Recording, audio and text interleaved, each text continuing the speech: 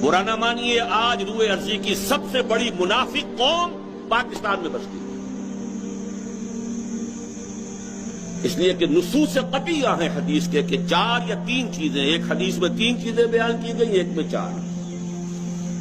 آیت المنافق ثلاث، جب بولے جھوٹ بولے، جب وعدہ کرے خلاف ورزی کرے، اگر کہیں امین بنایا جائے خیانت کرے، اور چوتھی علامت اگر کہیں اختلاف ہو جائے تو فوراً آپے سے باہر ہو جائے۔